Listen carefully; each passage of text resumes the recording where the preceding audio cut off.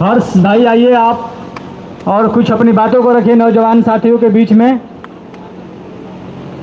हमारी लड़ाई लड़ते लड़ते हम लोग पिछले 2 साल से लड़ रहे हैं, लेकिन ये लड़ाई अब सैनिकों के सहारे, नौजवानों के सहारे मजबूत होती जा रही है और हम तब तक से लड़ते रहेंगे जब तक से हमारा अधिकार मिल ना जाए।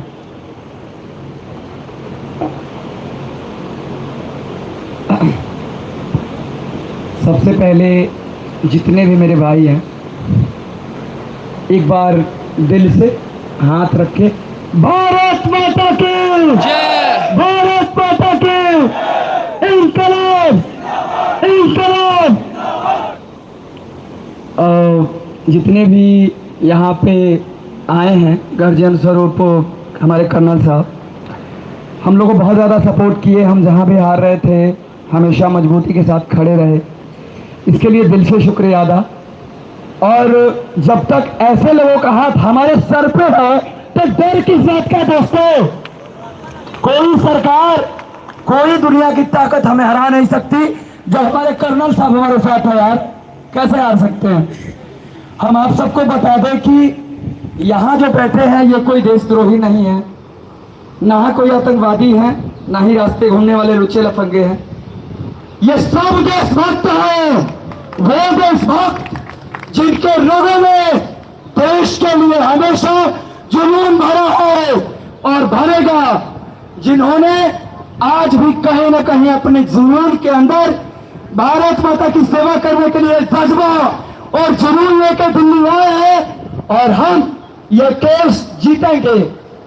हमारी भर्ती अब अग्निवीर लाए, जो भी लाए हमें उनसे दिक्कत नहीं था।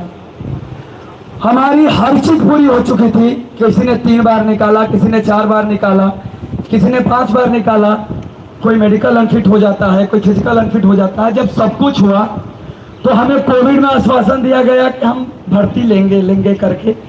उसी कोविड में चुनाव होता है, उसी कोविड में सारा पेपर होता है, उसी कोविड में सरकार की सारी काम होते हैं, लेकिन मात्र इंडियन आर्मी की भर्ती रोकी जाती है। जबकि सबको पता है कि इंडियन आर्मी नौकरी का जरिया नहीं है। इंडियन आर्मी के लिए रगों में खून नहीं, जज्बा होना चाहिए। क्योंकि जब आप सोए रहते हैं ना कंबल में, जिनको बता दो, जिनको लगता है कि फौज में जाना आसान है, जो सोए रहते हैं वो बंदा 3 बजे सुबह जाके फील्ड में अपने शरीर को शरीर नहीं समझता है।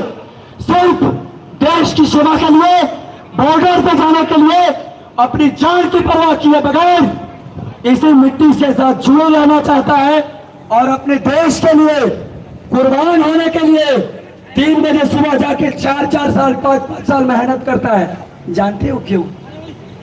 क्योंकि हर इंसान के घर में एक बूढ़ी माँ है। हम सब किसान के बेटे हैं, हम किसी बिजनेसमैन घर से नहीं है भाई, हम भी किसान हैं। तो हमारे माँ का एक सपना था, हम 4 भाई हैं, 3 बड़े भैया भी जॉब करते हैं, वर्ल्ड से बाहर हैं। तो पैसे की कमी नहीं है भाई, पैसा भगवान बहुत दिए हैं।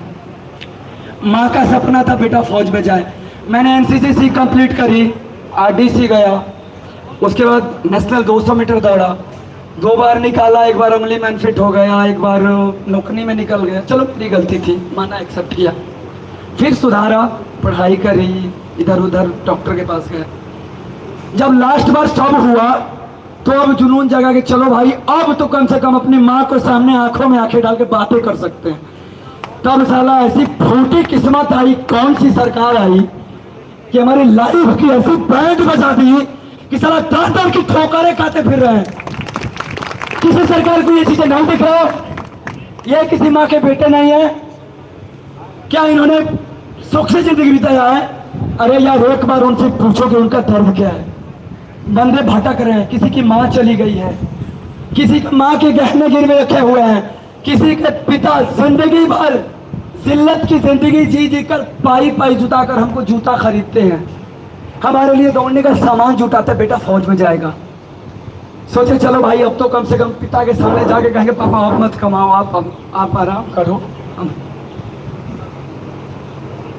हम कमाएंगे। लेकिन साला हमारे साथ इतनी नाइंसाफी हुई, बताओ, इतने सांसद हैं, इतने लोग हैं भारत में,